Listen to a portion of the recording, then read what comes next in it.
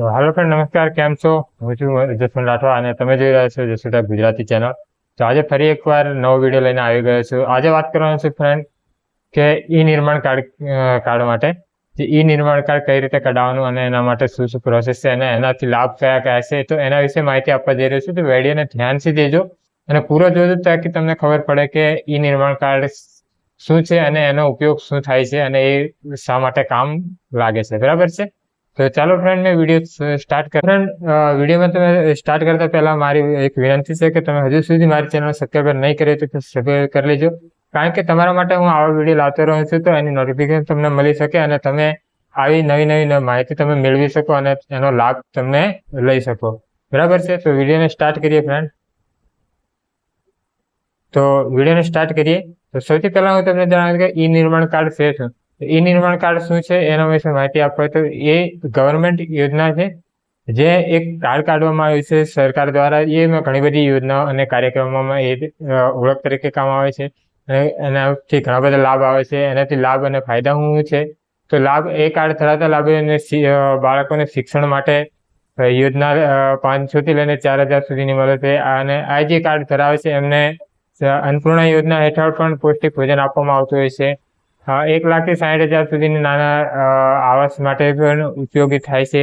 1 લાખની subsidy, housing subsidy પણ મળવાપાત્ર. 3 લાખની સહાય આકસ્મિક મૃત્યુમાં પણ એ કામ લાગતી હોય છે.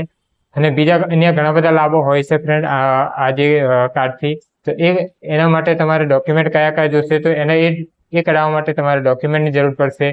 અરજી કરનારનું સૌથી પહેલાં તો આધાર કાર્ડ જોશે ફ્રેન્ડ, અને ઉંમરનો પુરાવા માટે કોઈ પણ પ્રમાણપત્ર સરકાર માન્ય હોય તો ચાલશે. અને એના પછી તમારે પાસપોર્ટ સાઇઝનો ફોટો જોશે અને બેંક પાસબુક અને પ્રથમ પાનાની ઝેરોક્સ અથવા ચેકબુક ચાલશે. આવકના દાખલાની નકલ જોશે તમારે. અને છેલ્લા 12 મહિનાની અંદર ઓછામાં ઓછું 50 દિવસની કર્મચારી તરીકે કામ કરેલું હોય અથવા કોઈ પણ એવો દાખલો રજૂ કરવાનો છે કે ત્યાં તમે 3 મહિનાથી ઉપર કામ કરેલું છે કે નહીં. અને વ્યવસાયનું પ્રમાણપત્ર કે તમે કયો ધંધો કરો છો તો એનું પ્રમાણપત્ર તમારે લાવવાનું હોય છે. અને તમારે એક મોબાઈલ નંબર જોશે. તો આટલું વસ્તુ લઈને તમારે અરજી કરવાની હશે. તો ફ્રેન્ડ, આટલા ડોક્યુમેન્ટ લઈને તમે અરજી કેવી રીતે કરશો? તો અરજી કેવી રીતે કરવા માટે એના માટે તમને બતાવી દઉં કે નિર્માણ કાર્ડ બનાવવા માટે તમારે ઓનલાઈન અરજી કરવા માટે સૌથી પહેલાં કોમન સર્વિસ સેન્ટર પર જવાનું હોય છે. ત્યાં જઈને નોંધણી કરી શકો અથવા તો તમે તમારા મોબાઈલથી પણ કરી શકો છો.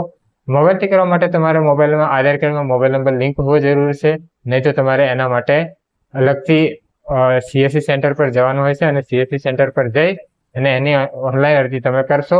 જે ઓનલાઈન અરજી કરશો એટલે તમારું એક કાર્ડ બનીને ત્યાં તમને મળી જશે. તો આ હતી ફ્રેન્ડ ઈ નિર્માણ કાર્ડની માહિતી. તો માહિતી કેવી લાગી મને કોમેન્ટ કરીને જરૂર બતાવજો. ફરી મળીએ નવા વિડીયોમાં નવી એક આઈડિયા લઈને.